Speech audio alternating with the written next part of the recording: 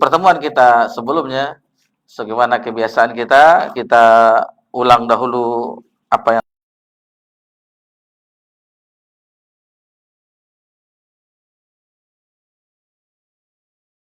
telah kita pelajari tentang pastinya kematian.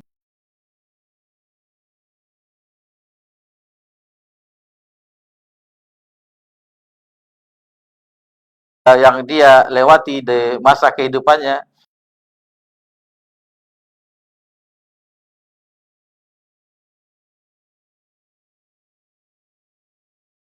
berpenguasa, mempunyai kekuasaan, atau rakyat jelata,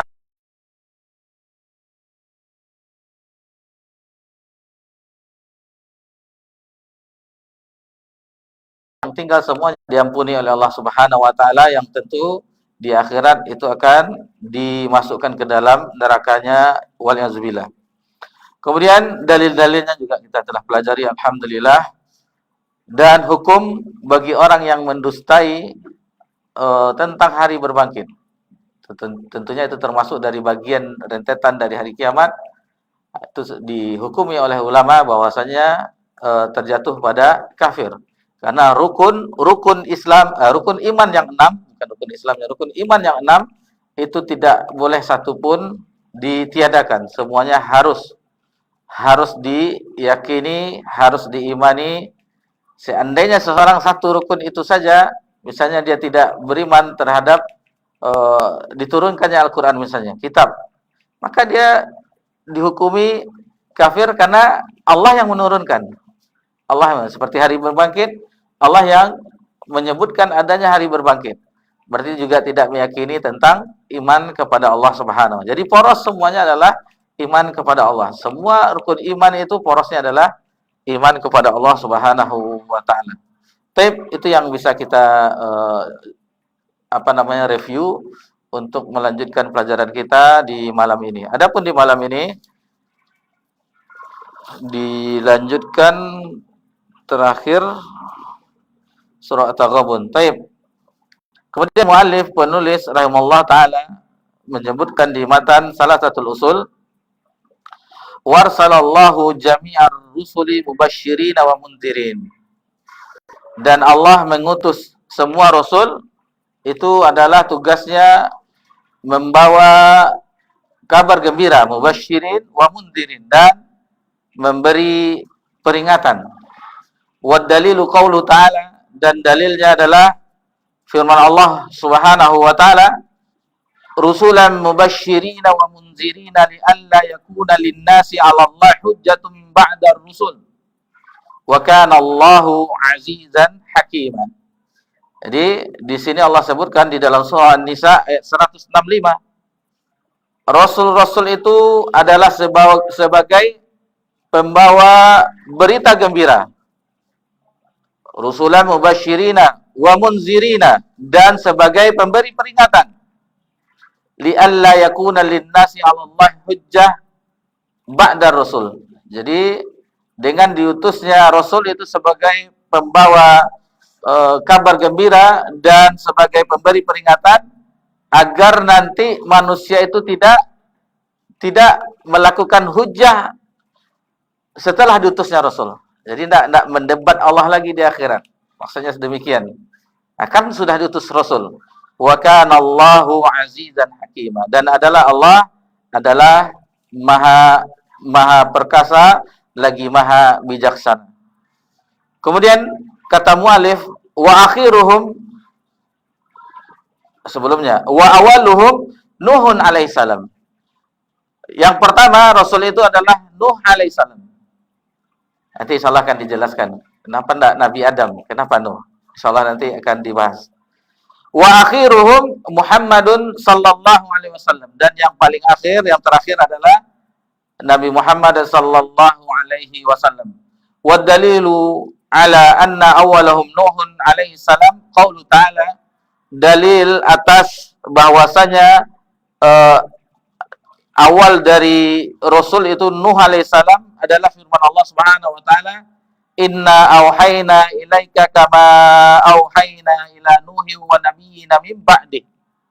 Sesungguhnya kami telah mengutus kepada engkau, sesungguhnya kami telah mewahyukan kepada engkau, kama auhayna ila Nuh, sebagaimana kami telah mewahyukan kepada Nuh, wan nabiyina min ba'di, dan nabi-nabi setelahnya. Ini dalil bahwasanya Nabi Nuh adalah rasul yang pertama. Di dalam surah An-Nisa ayat 163. Wa kullu ummatin ba'athallahu ilaiha rasulan min Nuhin ila Muhammadin sallallahu alaihi wasallam. Dan setiap umat itu diutus Allah terhadapnya rasul. Rasul-rasul min Nuhin, dari Nuh alaihissalam, ila Muhammadin sallallahu alaihi wasallam, sampai Nabi Muhammad sallallahu alaihi wasallam. Semuanya, setiap zaman, setiap umat itu diutus rasul kepada mereka. Ya'muruhum bi ibadatillahi wahdah. Jadi mereka memerintahkan dengan agar beribadah kepada Allah saja. Wa yanhahum an ibadati taghut, dan melarang mereka dari peribadatan terhadap taghut. Wa dalilu qaulu ta'ala, dan dalilnya adalah firman Allah Subhanahu wa taala, wa laqad ba'atsna fi kulli ummatin rasula an ya'budullaha wajtanibut taghut. Dan sungguh kami telah mengutus di setiap umat rasul utusan an ya'budullah. Tugasnya adalah untuk menyembah Allah, mentauhidkan Allah, wajtanibut taghut, dan menjauhi sesembahan, segala sesembahan selain Allah. Ini sampai di sini dalam surah An-Nahl ayat 36. Nah, jadi adapun lanjutannya insyaallah akan kita lanjutkan di pembahasan selanjutnya. Kita bahas yang pembahasan yang baru saja kita dengarkan. Taib.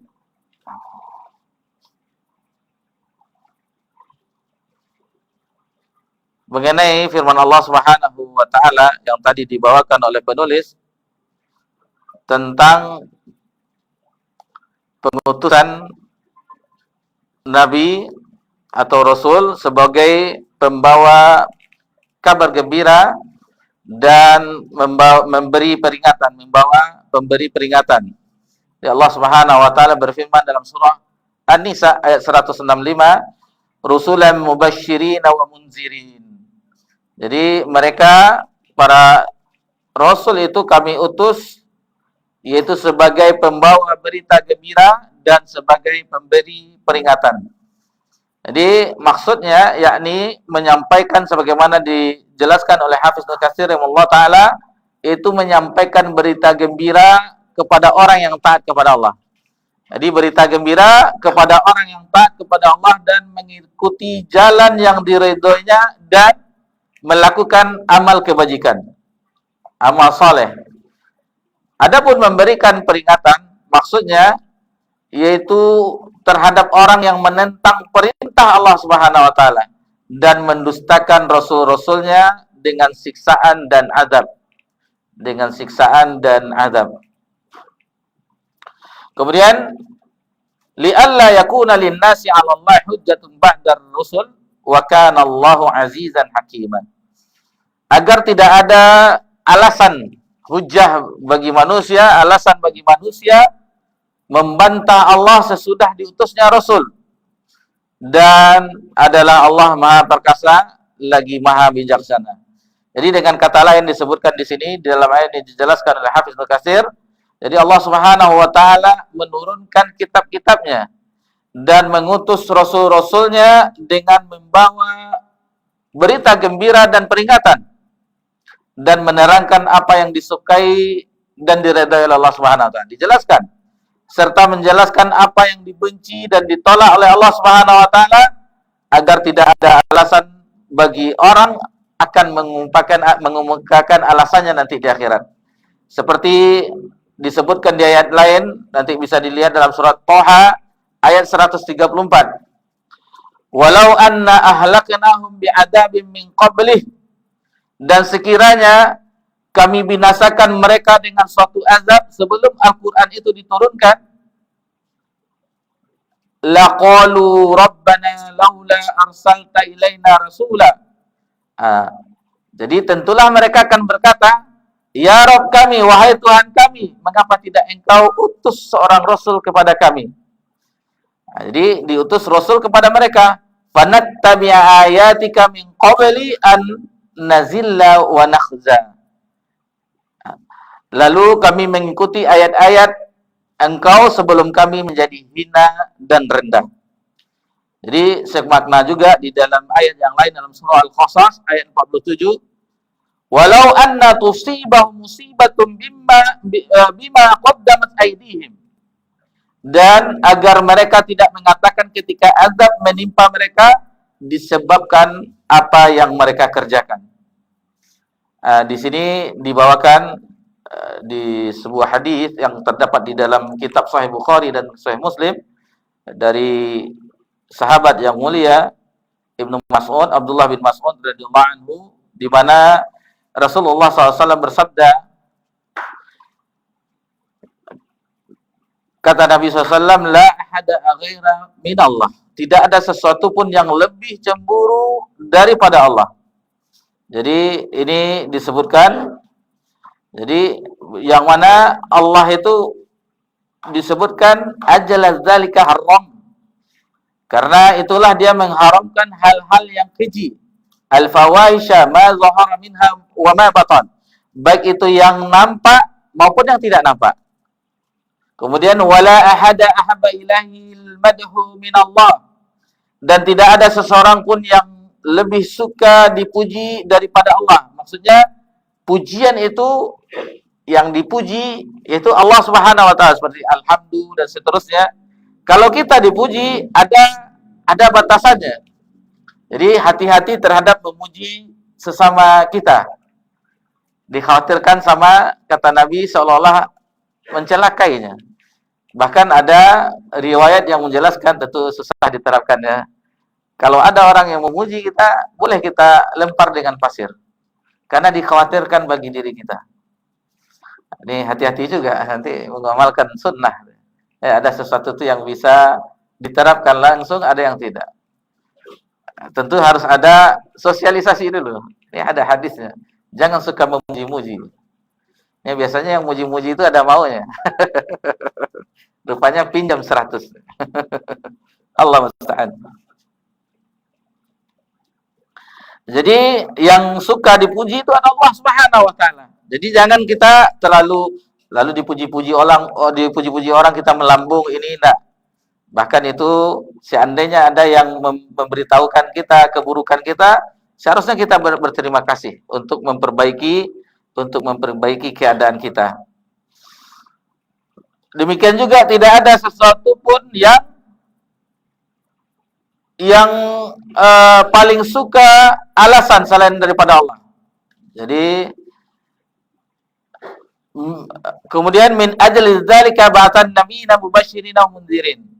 Lalu Allah mengutus para nabi untuk menyampaikan berita gembira dan peringatan. Wa fi lafzin min ajli dzalika arsala rasuluhu wa anzala kutubah. Di lafaz yang lain disebutkan karena itulah maka Allah mengutus rasul-rasulnya dan menurunkan kitab-kitabnya. Di awal dahulu pernah kita bahas ya di pas pembahasan alam rahimakumullah annahu yajibu alaina ta'allamu bukan bi arba'ah awalnya, setelahnya nanti dilihat dulu ya. Setelah kita bahas ada beberapa perkara yang nanti kita tidak ada hujah lagi di hadapan Allah. Ini dia. Ya alam rahimakallah annahu yajibu ala kulli muslimin wa muslimatin ta'allumu thalathi hadhihi masail wal amalu bihin. Ketahuilah, semoga Allah merahmatimu, sesungguhnya wajib atas setiap muslim dan muslimah ta'allumu, mempelajari salah satu hadhil masail. 3 perkara ini, wal amalu bihin, dan mengamalkannya. Al-ula, yang pertamanya adalah annallaha khalaqana, sesungguhnya Allah telah menciptakan kita, wa razaqana, dan yang telah memberi rezeki kita, walam yatrukna hamala, dan Allah tidak membiarkan kita begitu saja. bal arsala ilaina rasulah. Bahkan Allah mengutus kepada kita rasul. Nah, ini telah kita singgung ya pembahasan, ada 5 perkara yang nanti di akhirat tidak ada alasan bagi kita, hujah bagi kita nanti di akhirat di hadapan Allah. Masih ingat 5 perkara Rasul? Boleh lihat catatan. Ujian open book. 5 perkara tersebut, nanti kalau ditunggu azan lagi kan, itu di scroll dulu. Ya Pak Rio. Jadi 5 perkara, yaitu ketika misak, perjanjian arwah kita ya di alam ruh. Nah, itu pertama, bahwasanya ruh anak cucu Adam semuanya itu mengakui Allah sebagai Rabb. Allah sebagai Rabb. Allah Subhanahu wa taala berfirman dalam surah Al-A'raf, "Alastu bi rabbikum? Qalu bala syahidna." Jadi Allah berfirman, "Bukankah aku ini Rabbmu? Rabb kalian?" Jadi para ruh itu, kita semuanya roh anak cucu Adam menjawab, "Benar ya Allah, kami menyaksikannya, kami bersaksi." Ustaz, kau tidak ingat Ustaz? Ya sama juga dalam ketika kita di janin ibu kita, di rahim ibu kita tidak ingat.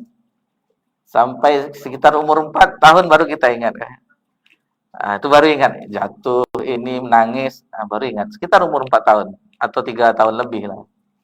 Nah, jadi keadaannya demikian. Itu yang pertama. Yang kedua, kita dilahirkan dalam keadaan fitrah. Dalam keadaan fitrah, maksudnya dalam keadaan Islam. Didefinisikan oleh ulama, fitrah di situ, suci di situ adalah Islam. Karena ruh kita telah bersaksi, Allah Rabb kita. Nah, sebagaimana disebutkan di dalam hadis, kullu mauludin yuladu 'alal fitrah.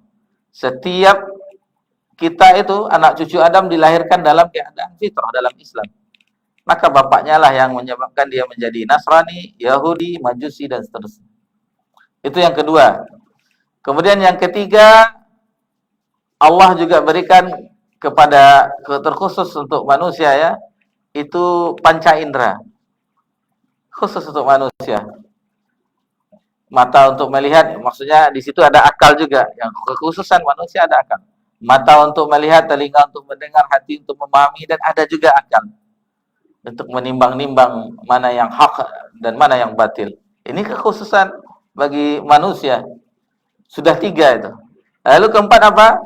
Allah turunkan kitabnya. Kitab sucinya.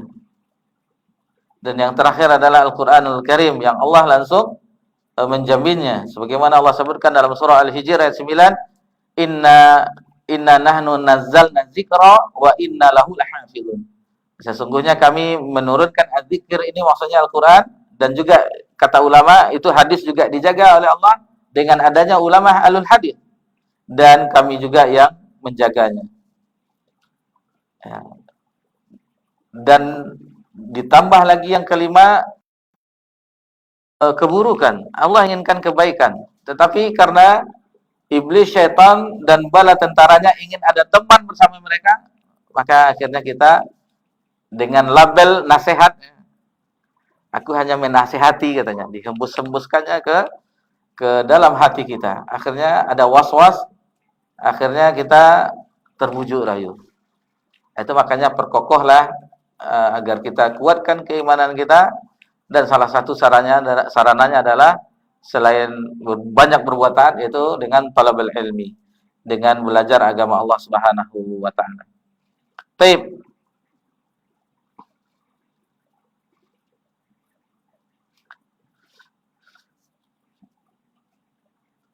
Kemudian tentang dalil pengutusan Nabi Nuh alaihissalam, inna auhayna ilaika kama auhayna ila Nuhi wa nabiyyin min ba'di. Sesungguhnya kami telah memberikan wahyu kepadamu sebagaimana kami telah memberikan wahyu kepada Nuh dan nabi-nabi sesudahnya. Ini bahwasanya di sini disebutkan Allah menurunkan firman-Nya dalam surah An-Nisa ayat 153.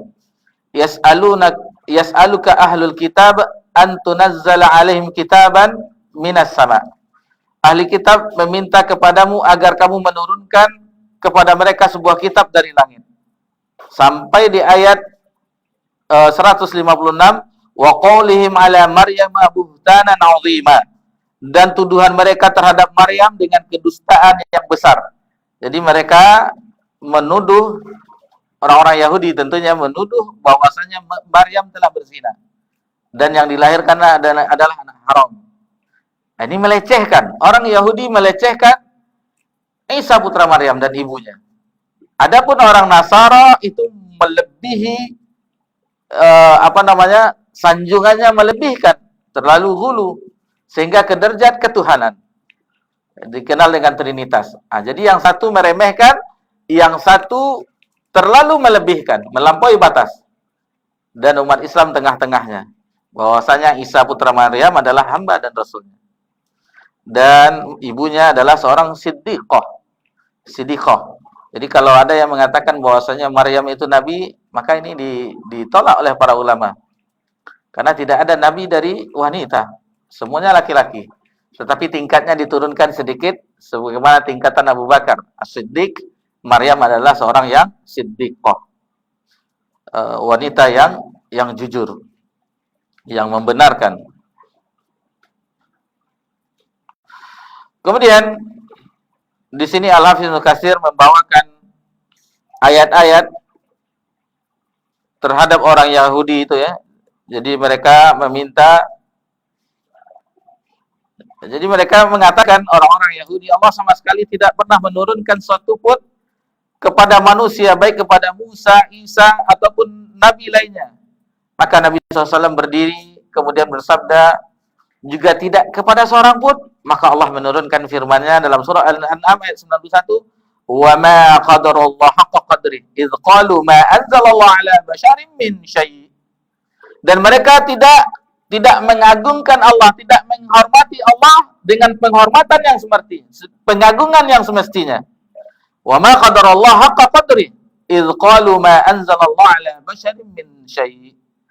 Dikala mereka mengatakan Allah tidak menurunkan sesuatu pun kepada manusia. Sementara kita telah pelajari ya di iman kepada kitab samawi berupa 4 kitab dari langit. Kitab Taurat kepada Nabi Musa alaihissalam, Zabur kepada Nabi Daud alaihissalam, Injil kepada Nabi Isa alaihissalam, dan terakhir Al-Qur'anul Karim, mukjizat yang terbesar bagi Nabi Muhammad SAW. Dan ada 2 suhuf, yaitu suhuf Ibrahim wa Musa. Telah kita pelajari di iman kepada kitab-kitab. Ini beberapa keterangan yang dibawakan oleh Hafiz Ibnu Katsir, yang intinya bahwasanya Allah telah mewahyukan kepada Nabi SAW sebagaimana telah diwahyukan kepada Nabi Nuh. Adapun di dalam hadis tentang syafatul uzma yang telah kita pelajari juga, syafaat yang khusus untuk Nabi SAW di akhirat, yang mana ketika manusia dibangkitkan, lama mereka menunggu. Akhirnya berinisiatiflah mereka untuk mendatangi para nabi. Pertama Nabi Adam, Nabi Nuh, Nabi Musa, Nabi Isa, hingga Nabi Muhammad SAW. Yang kita ringkas saja ya. Dan terakhir bahwa maka itu adalah hak Nabi Muhammad SAW. Dengan syafatul uzma, semuanya mendapatkan syafaat tersebut dengan ditegakkannya hisab. Apa yang dikatakan oleh semua manusia ketika mendatangi Nabi Nuh alaihissalam? Jadi manusia berkata, ya Nuh, anta awalur rusuli ila ahlil ard, ila ahlil ardi wassamakallahu abdan syakura, isfa' lana ila rabbik. Ini dia kalimat ini. Wahai Nuh, engkau adalah rasul pertama yang Allah utus kepada penduduk bumi, dan Allah mensifatimu sebagai hamba yang bersyukur. Berikanlah syafaat untuk kami kepada Rabb-Mu. Nabi Nuh menolaknya, Nabi Adam menolak, Nabi Nuh menolak, Nabi Ibrahim menolak, Nabi Isa menolak, Nabi Musa menolak, Nabi Isa menolak. Akhirnya Nabi Muhammad SAW, barulah itu hak Nabi Muhammad SAW, yang sebagaimana kita ketahui, yang telah kita pelajari. Maka datanglah Nabi SAW ke bawah aras Allah Subhanahu Wa Taala, dan Nabi sujud di bawah aras dan memuji Allah, dan Allah ilhamkan kepada Nabi SAW pujian-pujian yang belum pernah diucapkan di dunia, sesuai dengan kehendak Allah Subhanahu Wa Taala. Setelah itu Baru Allah berfirman, ya Muhammad, irfa' ra'sak. Wahai Muhammad, angkatlah kepalamu. Nah, baru di situ Allah mengatakan, jika engkau meminta, maka akan dikabulkan. Jika engkau memberi syafaat, maka akan diberikan syafaat. Maka ketika itu Nabi meminta syafaatul uzma, ditegakkannya hisab. Nah, baru ditegakkan hisab. Adapun tentang Nabi Adam alaihissalam adalah Nabi yang pertama. Hadis dari Abu Dzar, an Abi Dzar, qultu ya Rasulullah, ayyul anbiya'i kana awalan? Jadi Abu Dzar bertanya kepada Nabi, siapakah Nabi yang pertama? Adam. Jadi dijawab oleh Nabi Adam. Qultu ya Rasulullah, wa nabiyyun kan? Na'am, nabiyyun mukallam. Lalu ditanyakan, apakah beliau seorang nabi? Ia adalah seorang nabi dan seorang yang diajak bicara oleh Allah. Itu adalah Nabi Adam ketika sebelum dikeluarkan dari surga. Hadis ini diriwayatkan oleh Ibnu Hibban. Jadi maka jelaslah bagi kita bahwasanya Rasul yang pertama itulah adalah Nabi Nuh. Adapun Nabi yang pertama adalah Nabi Adam alaihissalam. Apa beda Nabi dan Rasul? Adalah kita pelajari juga iman ketika belajar iman kepada Rasul Allah. Kalau dahulu kita cuma membatasi bahwasanya Nabi itu ketika tidak menerima risalah yang baru, hanya melanjutkan risalah Rasul sebelumnya. Atau Nabi itu tidak wajib menyampaikan, sementara Rasul wajib menyampaikan risalah dari Allah Subhanahu Wa Taala. Nah, sementara yang waktu di usulul iman, video kita wa sunnah, apa yang telah kita dapatkan? Bahwasanya Nabi berdakwah hanya kepada yang beriman saja. Sementara Rasul berdakwah kepada yang beriman dan yang kafir. Nah, itu beda antara Nabi dan Rasul. Jadi ketika Nabi Adam itu, ketika itu belum ada kesyirikan. Itu 10 kurun. Jadi 1000 tahun tidak ada kesyirikan. Nah, setelah di zaman Nabi Nuh baru ada kesyirikan. Sehingga diutuslah Nabi Nuh alaihissalam. Taib.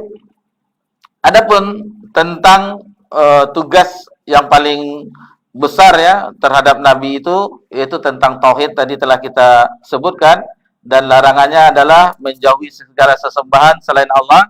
Walaqad ba'atsna fi kulli ummatin rasulan an ya'budullaha wa yajtanibut taghut. Dan sesungguhnya kami telah mengutus rasul-rasul pada tiap umat untuk menyerukan, ibadahilah Allah saja, tauhidkanlah Allah, dan jauhilah segala sesembahan selain Allah. Maka disebutkan oleh Al-Hafiz Ibnu Katsir dalam surah An-Nahl ayat 35, sebelumnya, law sya'allahu ma'abadna min dunihi min syai'. Jika Allah menghendaki, niscaya kami tidak akan menyembah sesuatu pun selain Dia. Ini banyak keterangannya ya.